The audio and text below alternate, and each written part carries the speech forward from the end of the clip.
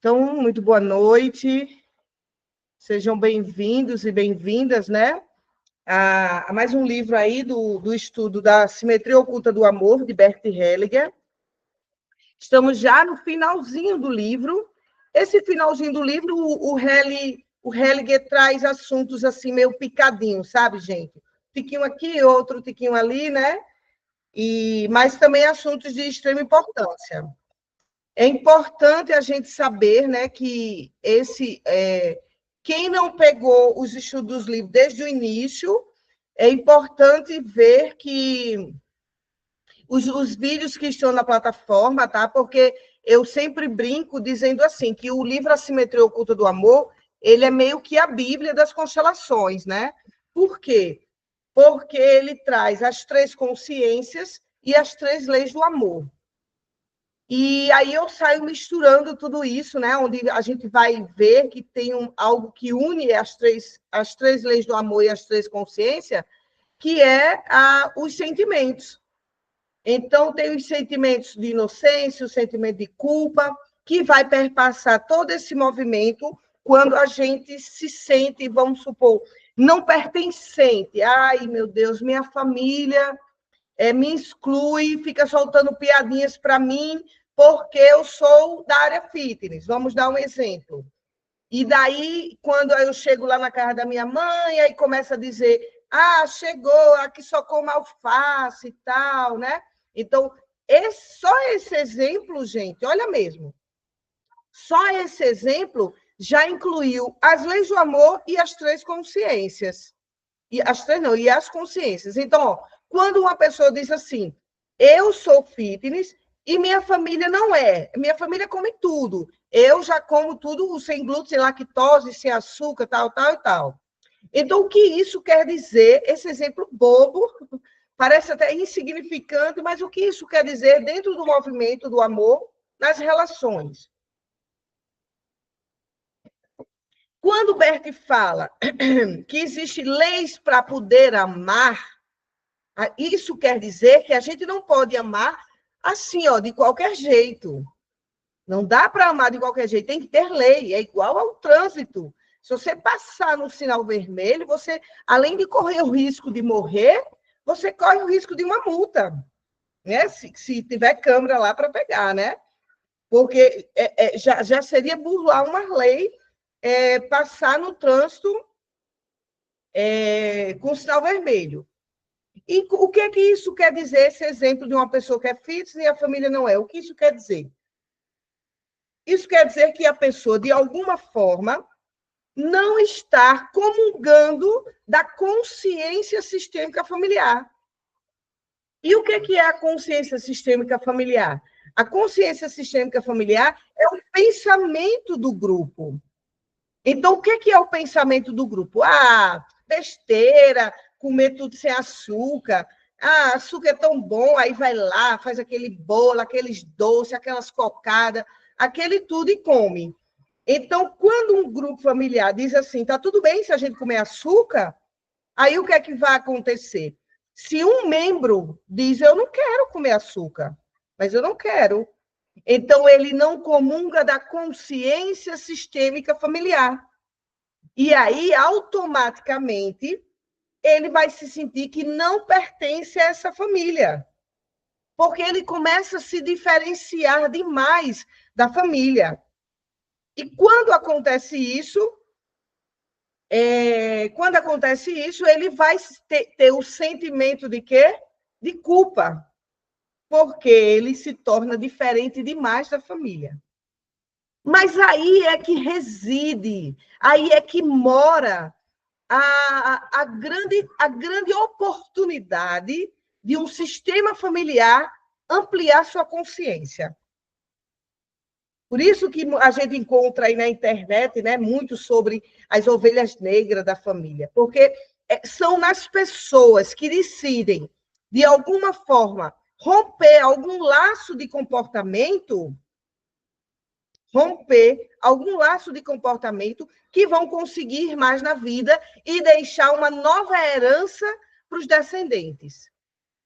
Então, por exemplo, eu posso dizer que esse grupo aqui que está comigo, o grupo que vai me escutar, essas pessoas que chegam até esse vídeo, essas pessoas estão querendo mais da vida. Estão querendo mais, estão querendo romper com a consciência sistêmica familiar. Então, é preciso, gente, coragem. Coragem para romper com a consciência sistêmica familiar.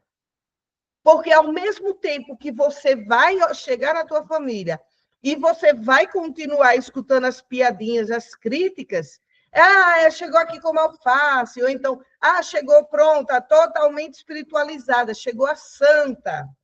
Então, essas piadinhas já mostram um desejo do grupo de que você venha e permaneça e pertença a esse grupo do jeito que eles pensam. Então, somos nós, né? Vamos nos incluir, até porque a gente não está numa caminhada fácil. A caminhada sistêmica é uma caminhada que exige coragem, muita determinação, porque nós vamos romper tabus, crenças limitantes, vamos romper padrões de cultura. É uma cultura, gente. Olha, é uma cultura você pegar o seu celular e viver 2, 3 horas, rindo, passando, rodando o seu celular nos reels, que não tem nada para lhe transmitir. Isso é uma cultura. É a cultura do não fazer, do não ser. É uma cultura. Olha, todo mundo hoje, em menos de 24 horas, eu decidi que eu não vou fazer isso. Todo mundo falar dessa separação da Virgínia e do Zé Felipe. É uma cultura. Uma pessoa ampliar, chegar ao movimento de trazer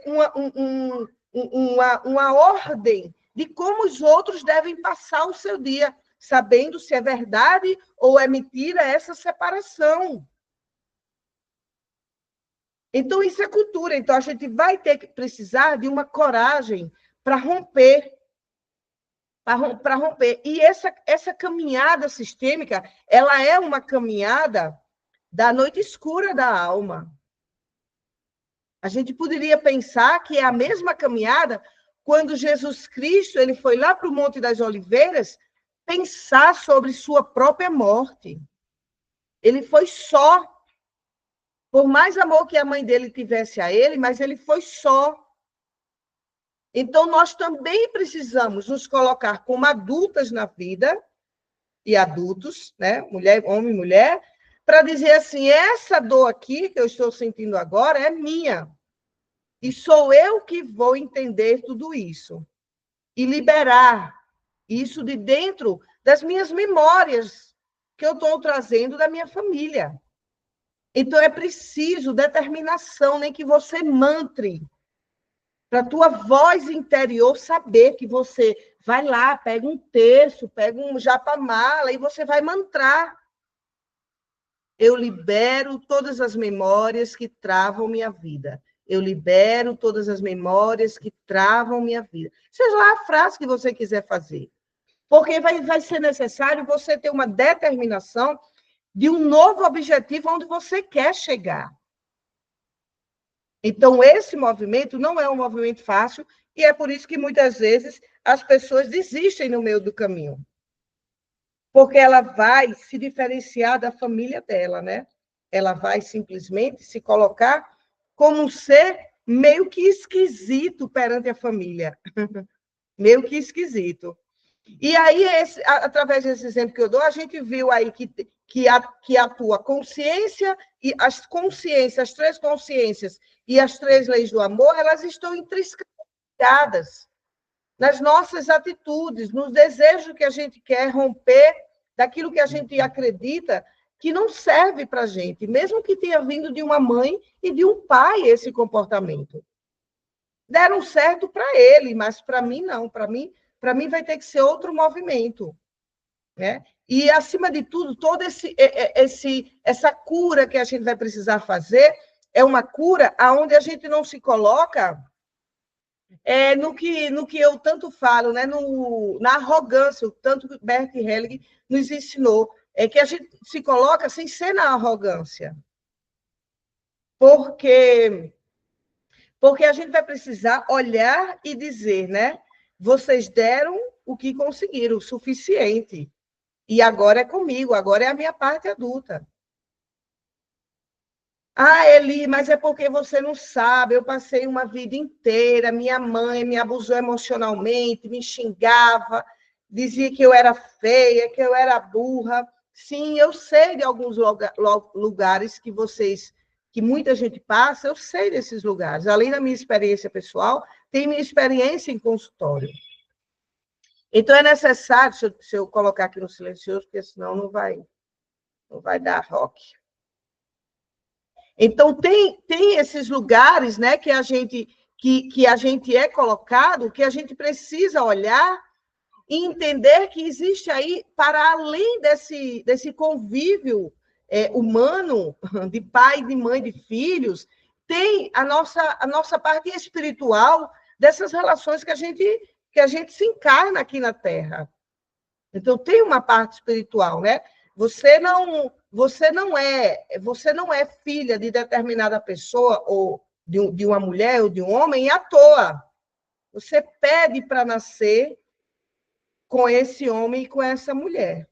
Então, é importante a gente também se colocar, desde a nossa concepção até agora, tudo que foi, vamos dizer assim, organizado para a nossa evolução espiritual. Porque vai chegar um determinado ponto da dor humana, com mãe ou com pai, né, que são as bases que Bert Hellinger traz, vai chegar um ponto, gente, que só o campo espiritual, para a gente tentar compreender por que determinado pai faz determinada coisa com uma filha ou um filho. Né? Então, assim, um campo espiritual entra, não que a constelação tenha nada a ver com espiritualidade, mas tem a ver com o humano. E o humano é espírito. O humano, nós somos espírito. Estamos corpo, mas nós somos espírito.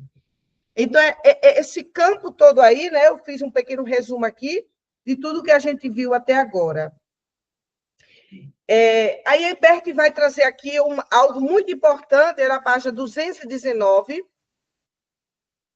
219, que diz assim, como distinguir diferentes tipos de sentimentos. Eu já dei uma aula aqui em Brasília, no presencial, não me lembro se eu já dei na aula do online, nem na pós, nem na turma online. Mas se não, eu vou organizar uma aula bem legal para vocês, para a gente trabalhar os 4 sentimentos que Bert Hellinger diz, né? Vou organizar isso em vídeos, online, ao vivo, para a gente trabalhar sobre isso, que é o sentimento primário, sentimento secundário, o sentimento sistêmico familiar e o metassentimento. Todo terapeuta sistêmico, ele precisa saber minuciosamente sobre esses sentimentos, porque nós vamos trabalhar na constelação com a parte mais certa que a gente trabalha são os sentimentos, né? É o outro que vem e que diz, né? Eu estou com raiva, eu estou com angústia, eu estou com tristeza, fui traída, ou então eu sinto um amor muito grande pela minha mãe e adquiri a doença dela. Então, a gente vai estar trabalhando com esses 4 sentimentos o tempo inteiro dentro da constelação familiar.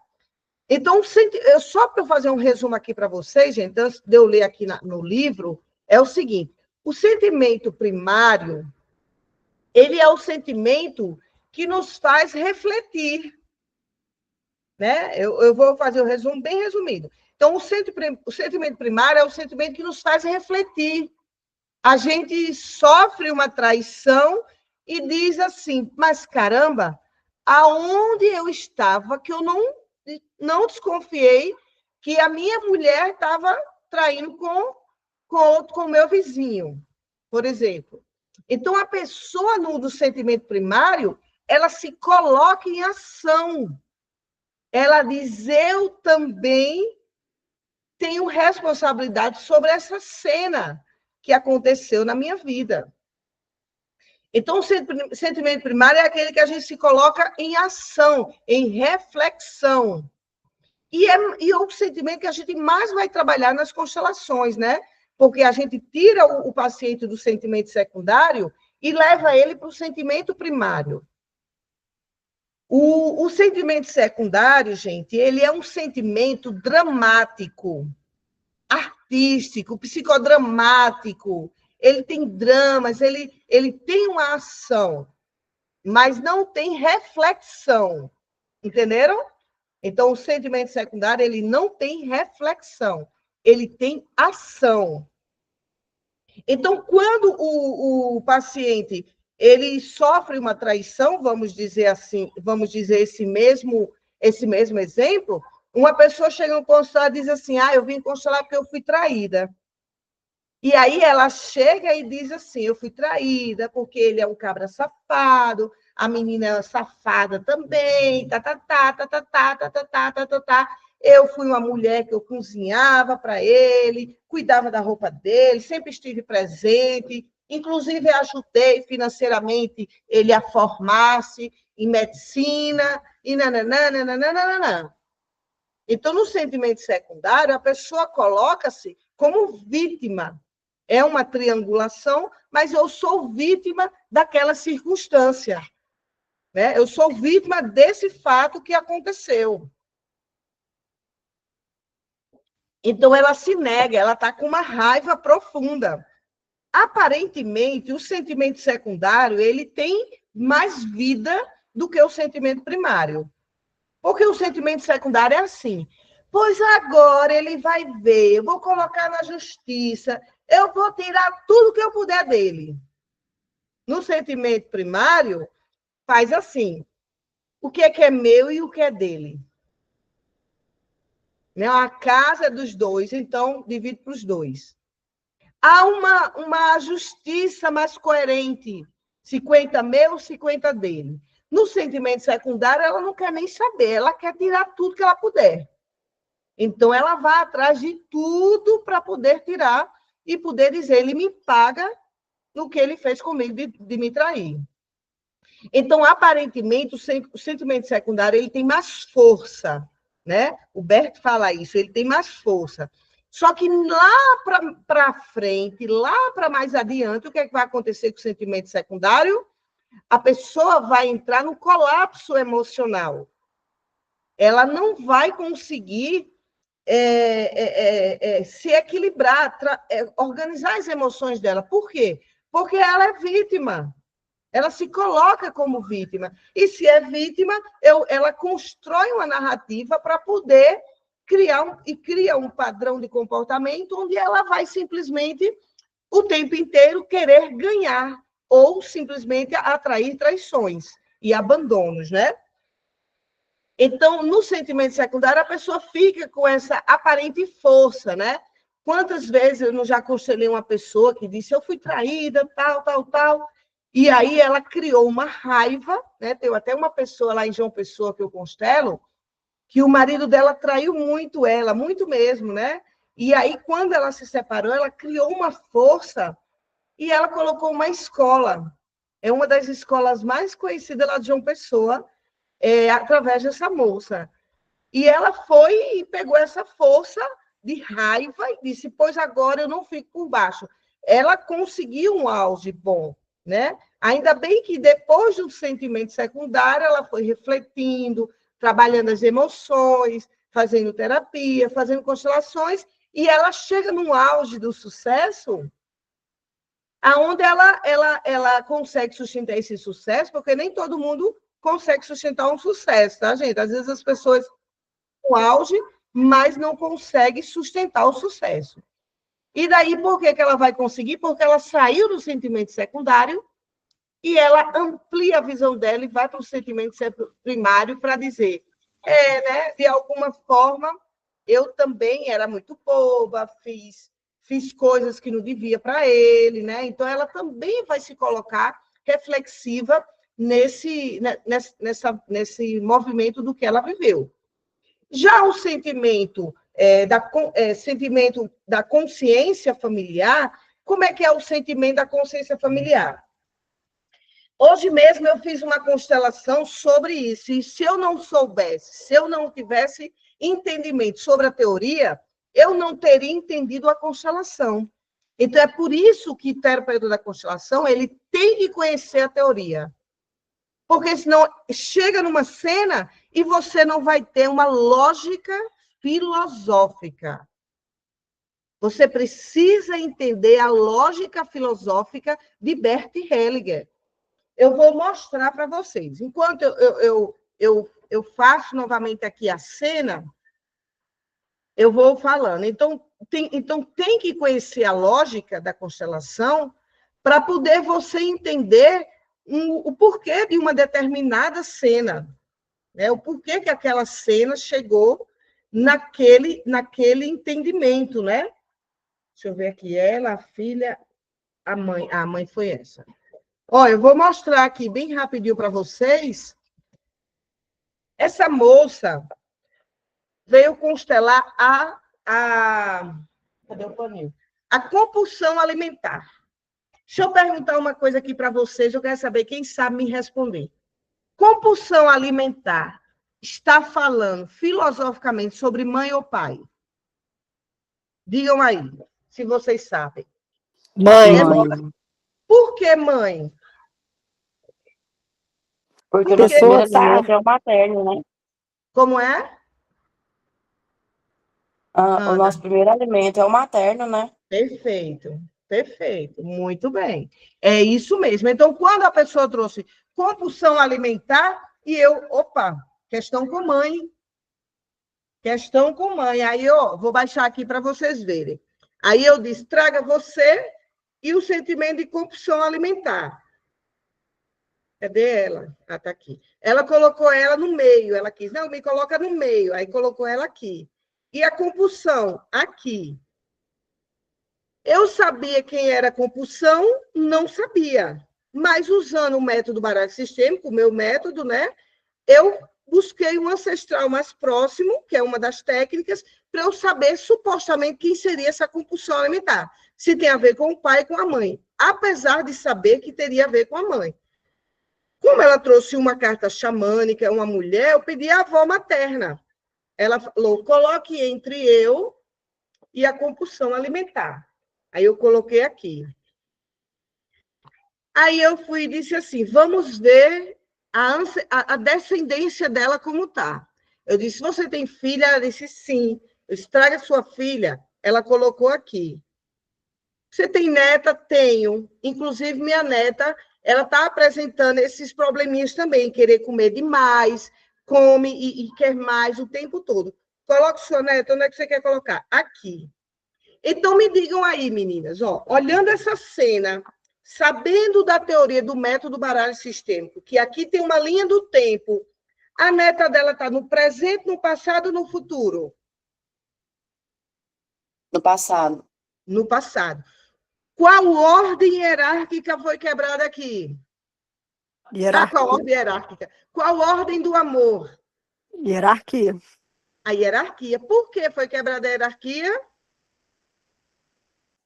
Porque ela está atrás da mãe e da filha. Quer dizer, da avó, né? Da mãe e da avó. A menininha. Ela está atrás, ó. É como se tivesse nascido. Então, ou seja, o que é que eu vi aqui? Que tem algo sobre ancestralidade, um sentimento materno que não foi conseguido passar uma maternidade amorosa, mas que foi bloqueada e por isso se criou dentro do sistema compulsões alimentares. Então, pela linha do tempo, a neta dela pariu a própria mãe, a filha dela pariu ela pariu a avó, e aí, quando chega aqui, a avó olhando para a mãe dela, não é? Então, quando eu vi isso, eu vi aqui uma teoria do Bert. Aliás, várias. Quebra da hierarquia, porque a avó tem que ser a primeira. Começou da avó, depois a mãe, depois ela, a filha e a neta. Então, qual a lei do amor? Hierarquia. Dentro da consciência sistêmica familiar, qual sentimento foi transferido? a compulsão alimentar. Chegou na neta. 5 gerações com questões. Aí entra a teoria que eu estou dizendo a vocês. Foi transferido de geração em geração um dos 4 sentimentos que Bert deixou, que é o sentimento da consciência sistêmica familiar. Então, é passado geneticamente, eu vou desmanchar aqui, é passado geneticamente, gente, os sentimentos.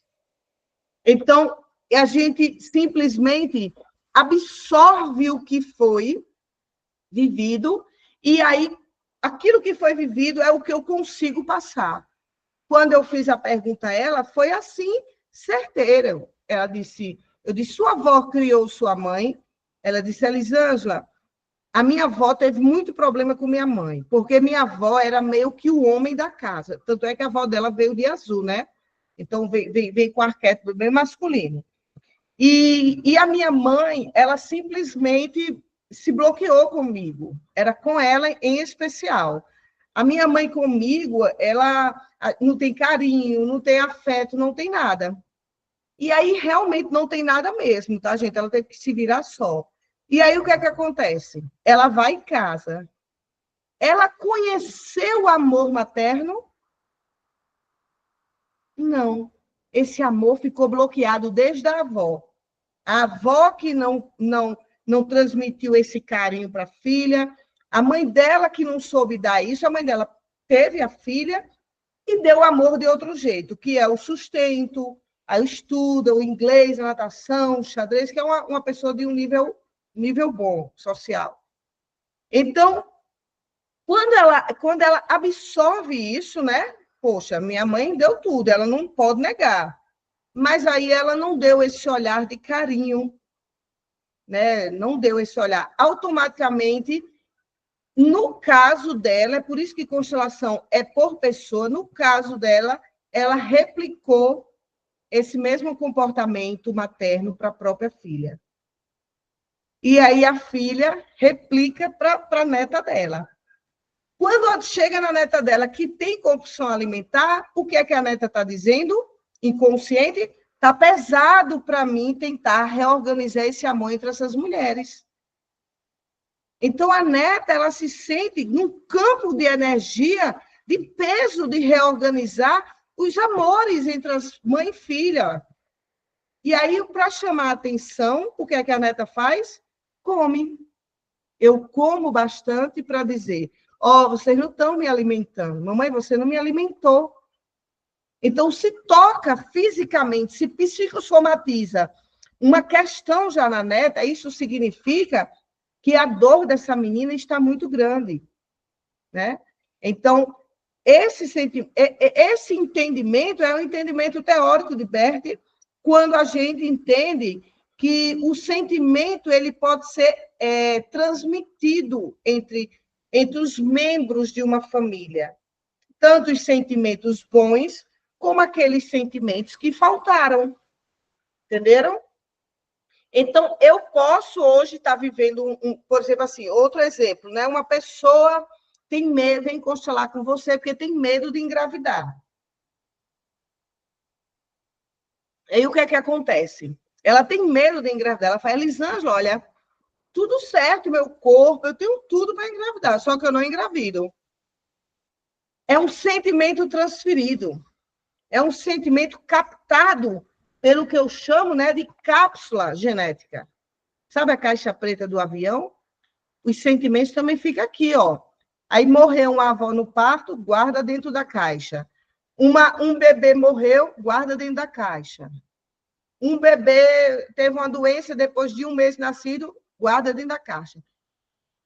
Tranca-se e passa-se geneticamente. Se a família não ritualiza as dores, indiscutivelmente, o próximo membro capta. Mas, gente, é igualzinho a diabetes e hipertensão. Minha mãe, minha bisa era diabética. Minha mãe e eu também. Pronto, transmitiu geneticamente diabetes para todo mundo. E assim também são os sentimentos. Certo? Então, tem sentimentos que são passados geneticamente de geração em geração, sentimentos bons, e tem sentimentos que são ruins mesmo. Por exemplo, gente, se uma família, a cultura dessa família é roubar, isso é um comportamento e um sentimento que está tudo legal. Pode fazer isso que está tudo bem, a família da gente concorda. Então, quando o Bert diz isso, ele também traz uma outra teoria, que é o seguinte: a ética não tem nada a ver com o pertencer, não tem nada a ver. Então, por exemplo, assim, se uma família tem uma cultura na consciência de que todo mundo pode roubar, ali eles vão se sentir extremamente felizes. Extremamente felizes. Porque eles estão pertencendo ao grupo de acordo com a cultura deles. Agora, se outro grupo, o comando do grupo é todos vocês, minhas filhas, vão lá e atraiam homens casados. Claro que uma mãe não vai reunir uma filha e dizer, né? Gente, atrai homem casado. Mas ela vai dizer nas emoções, nas atitudes. É a boa consciência, muito bem, Dani. As atitudes, né? Ela vai dizer nisso. Então, as filhas captam essa vingança e arranjam homens casados. E se tiver uma filha que não concordar com essa ideia de vida, essa filha simplesmente não vai se sentir pertencente a esse sistema e ela vai trazer o sentimento de culpa. Então, esse é o terceiro sentimento, que é o sentimento da consciência sistêmica. E o último sentimento é o metassentimento. É o sentimento que eu tento levar todas vocês aqui no meu curso, né? Porque é o sentimento sem ação. Sem emoção. Ação não, desculpa. É o sentimento sem emoção. Um médico, quando ele precisa tirar um bebê de uma barriga na hora de uma cesariana, ele vai cortar 7 camadas, tira o bebê e depois costura a mulher. Ele sabe que está fazendo um corte, que pode doer, que pode, mas ele vai lá, porque ele vai sem emoção, ele está técnico, vai na técnica e puxa essa criança. O metassentimento é o sentimento que a gente leva todos a Deus, ao maior. Lá no metassentimento não há julgamentos e condenações.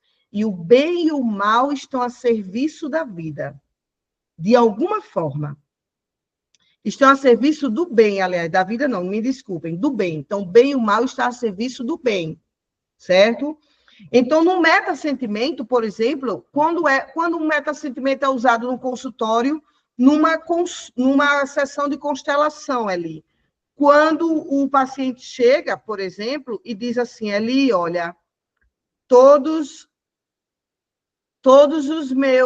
o meu pai, minha mãe, ou morreram, ou sofreram um acidente e morreu, ou simplesmente minha mãe me expulsou de casa, meu pai também não fez nada, me abusou, eu tive que sair. Então, quando pessoas estão dilaceradas demais, né, na alma, o metassentimento, a gente precisa levar eles para se alinhar, para estar vinculado a esse metassentimento, que é o sentimento do Deus maior, do amor maior, da consciência maior.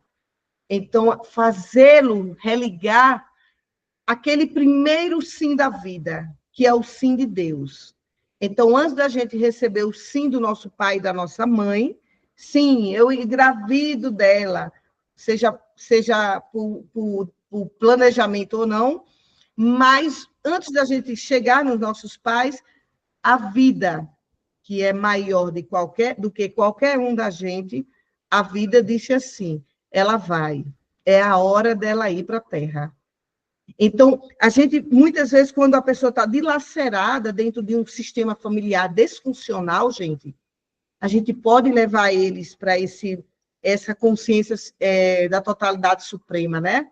Pode levar o metassentimento para que ele possa se unir a esse grande amor que é Deus, a vida, o bem, a bondade, como vocês quiserem chamar. E eles façam e encontrem sentido para a vida deles, através da própria existência. Porque o sentido da nossa vida está na alegria que a gente tem de estar vivo. Mesmo passando por alguns perrengues. Menina, aquele meu namorado me traiu, o outro também. Mas a alegria é, eu vou conseguir outro. Entende? Então, essa alegria é aquilo que nós, terapeutas, curandeiros, né, da constelação, outras áreas, a gente precisa ter a própria alegria de dar alegria e de encaminhar as pessoas para a alegria e a fé na vida deles. Então, em muitos casos, a gente não vai dar mais nem para reconciliar com o pai e com a mãe. Eu digo de reconciliar, de conviver. Mas vai dar para dizer assim, que é o que Bert Hellinger mais nos falava, né? E fala ainda nos livros. É assim, pai e mãe, vocês me deram a vida. Agora é comigo. Então, é um nível de consciência e de força e de fé em si mesmo, quando você diz assim, tudo bem, a minha família, meu amigo, é disfuncional, viu? Mas, olhe, eles fizeram uma coisa que eu gosto, que eles me fizeram. Então, eu vou sentir alegria por estar viva e vou botar para moer nessa vida. Bota para moer. Bota curso, bota formação, vídeos, aulas e tal. Bota para moer, para trazer outras pessoas para o teu campo de força e para a tua egrégora, né? Isso aqui é o ápice da vida. Certo? Então, deixa eu ler aqui. Eu falo muito, né, gente? Deixa eu ler aqui, ó. Uma pessoa pergunta assim a Bert Hellinger: sempre tentei conciliar as pessoas com os seus sentimentos, mas você muitas vezes impede que elas expressem livremente o que estão sentindo. Quando você faz isso, o efeito é em geral notável e as pessoas de fato empreendem em um movimento real. Pode explicar o que acontece nesses casos? E Hellinger diz, né? Distingo 4 tipos diferentes de sentimento: primário, secundário, sentimentos sistêmicos e metasentimento. A diferença principal entre o sentimento primário e o secundário é que o primário estimulam a ação de construtiva, o que eu acabei de dizer, é uma ação de reflexão. Enquanto o sentimento secundário consome energia, de outro modo, iria estimular mudanças. Sentimento que geram ação efetiva fortalecem as pessoas. Os que embaraçam ou substituem a ação efetiva, ou ainda justificam a omissão, enfraquece. O que é que Bert quer dizer isso? Ele quer dizer assim, ó, vocês já devem ter visto aí na internet algum vídeo de Bert Hellinger, ou até me visto, né? Eu sou muito hellingeriana, se é que pode se chamar assim, né? Eu sou muito do campo da teoria, muito fiel a Bert. E como é que diz? Então, por exemplo, assim, às vezes uma pessoa chega assim, eu pergunto assim, diga aqui para sua mãe, mamãe, você me deu o suficiente. Você deu a vida e deu uma dor, agora é comigo.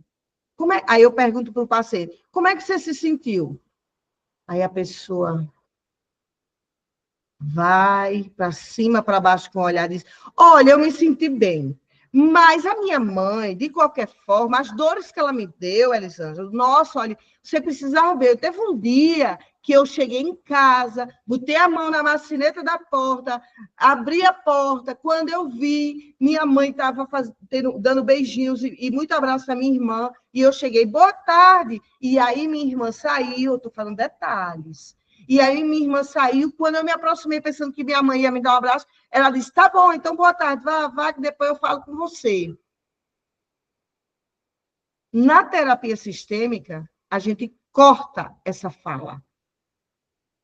É isso que essa pessoa aqui perguntou a Bert. Não é possível entrar em ressonância de cura com detalhes de uma cena que lhe coloca no campo de vítima. Você não vai sair do lugar.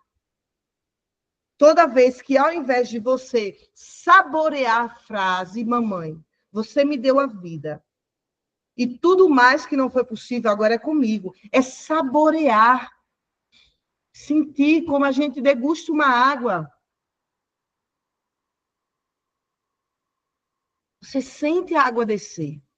As palavras, as frases de soluções dentro de um campo de constelação tem que ser dita. É por isso que o terapeuta pergunta, como você está se sentindo depois disso? Porque a gente tem que estar o tempo todo levando o paciente à reflexão. Então, o que sai pela boca é puro ego, mesmo que contenha verdades. E aí entra o seguinte, e aí funciona assim, ó. Na hora que eu falo, detalhe uma cena, botei a mão na maçaneta da porta, fiz assim, a porta fez... Aí eu entro, minha mãe está numa cadeira rosa, minha irmã com um vestido preto, sentada no colo dela. Isso são detalhes que o cérebro fixa a cena. Então, o cérebro humano ele é feito, né? Eu trago essa teoria aí, né? De cenas e sentimentos. Na hora que sua boca, com a sua narrativa, detalhe uma cena, automaticamente entra pelos seus ouvidos, vai para o seu cérebro, e o cérebro, gente, ele é duro, ele é arcaico, pesado. Ele vai escutar e vai dizer, ela está onde? Vivendo isso agora. Porque o cérebro, ele é atemporal, ele não sabe que tempo é agora. Quem é que dá o tempo para o cérebro, Eli? Nossas águas internas, nossas emoções. Nossas emoções. Então, quando eu digo, né? Mamãe, você me deu a vida e tudo mais que não foi possível agora é comigo, eu trago uma força nessa palavra para sustentar que agora é comigo.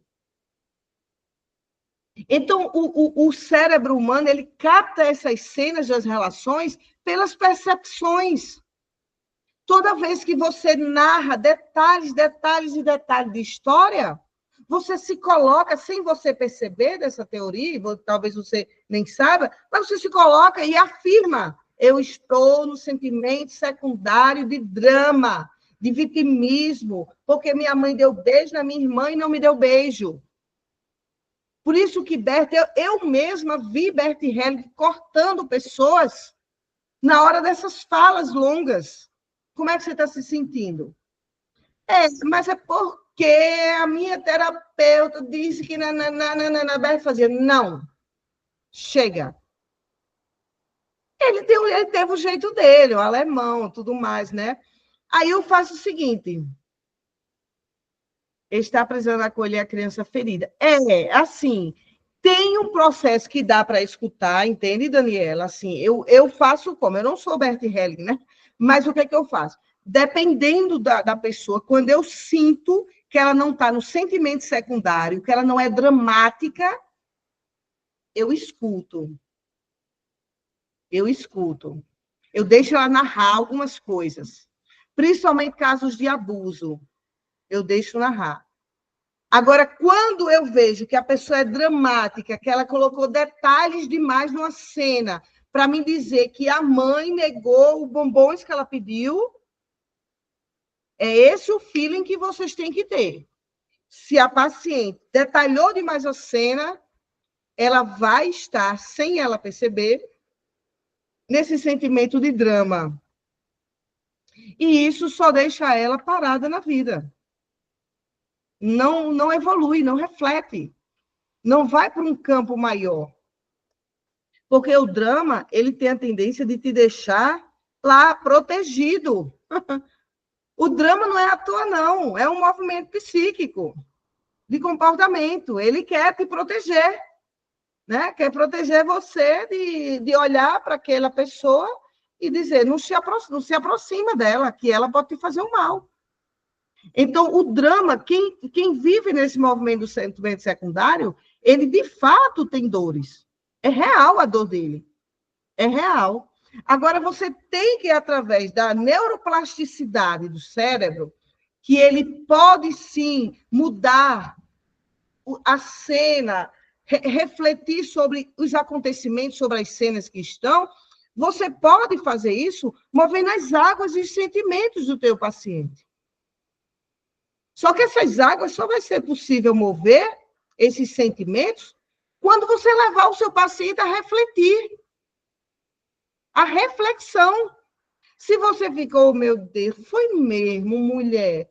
Menina, teu pai fez isso contigo e tu não tinha nenhuma outra pessoa para te defender, não. Então, vira meio que uma conversa de comadre, né? Foi mesmo, mulher. Oh, meu Deus, sinto muito. Entendeu? Então, o terapeuta, ele vai ter essa responsabilidade. E principalmente o terapeuta sistêmico, né? Porque ele tem que saber e começar. Esse feeling, gente, de você perceber, é um feeling da prática de consultório. É só ter constelando que você vai pegar esse feeling, né? Então, eu sei pessoas que estão no sentimento secundário quando elas vão marcar a constelação comigo. Oi, Elisângela, quero marcar uma constelação. A pessoa me indicou. Aí eu, que bom, qual é o teu nome? Seja bem-vinda, tal, tal, tal. Ela faz assim, eu posso te mandar um áudio? Pronto, aí eu já sei. Aí eu já sei, né? Opa, quer mandar um áudio, quer contar uma história. Aí eu digo, você pode, mas é assim. Eu, Elisângela, todo mundo que me conhece, talvez até essa pessoa que me indicou a você, já sabe. Eu gosto de descobrir tudo na hora. Porque eu tenho um método, aí eu vou, né, vou enfeitando, né? Eu tenho um método que ele tem arquétipos, cada carta tem um arquétipo, e aí o arquétipo me diz muito rápido o que está no teu inconsciente. Aí a pessoa se convence. Mas ela aguarda. Eu já sei que na hora da sessão ela vai voltar com esse pedido. Se eu ver que, de fato, ela é muito sentimento secundário, gente, eu vou cortar. Eu corto. Entende? Eu corto para poder trazer ela para uma nova realidade. Qual é essa realidade? É a realidade de refletir. Não é maldade, não é que eu sou contra isso, aquele que não deixei a pessoa falar, bloqueei o chakra laríngeo dela. Não. Eu vou trazer ela para um campo de reflexão. Ou ela vem atuando comigo na própria cura, ou sozinha, eu não consigo. Eu não vou fazer milagre. O paciente na constelação familiar, ele é ativo da hora que ele marca, a hora que ele se você se desliga dele. Essa semana que passou, eu liberei 3 vagas voluntárias para eu constelar pessoas que não têm condições financeiras. Uma forma de eu poder fazer uma caridade, né? E a primeira coisa que eu peço é assim, para a pessoa que diz, eu tenho uma pessoa, vou dar o telefone dela para você ali. Aí eu, não, dê o meu telefone para ela. Por quê? Isso parece aparentemente ser bobo, mas eu quero a pessoa na ação de dizer, eu vou procurar a Elisângela, que eu ganhei uma constelação para eu me curar. Então, essas minuciosas coisas, essas coisas que aparentemente é boba, não é boba. É um movimento extremo de atitude de cura e de decisão daquela pessoa que quer se curar. Entenderam, gente? Alguma dúvida?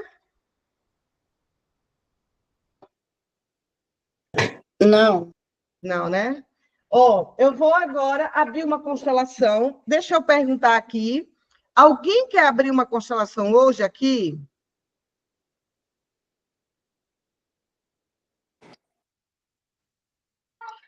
Ninguém? Quero. Quem disse quero? Eu, A Pri? Quer abrir, Pri? Quero. Vou perguntar mais uma vez para ver se tem alguém para disputar. Alguém quer? Não, só a Priscila, né, gente? Dou-lhe uma, dou-lhe duas, dou-lhe 3. Sim. Oi?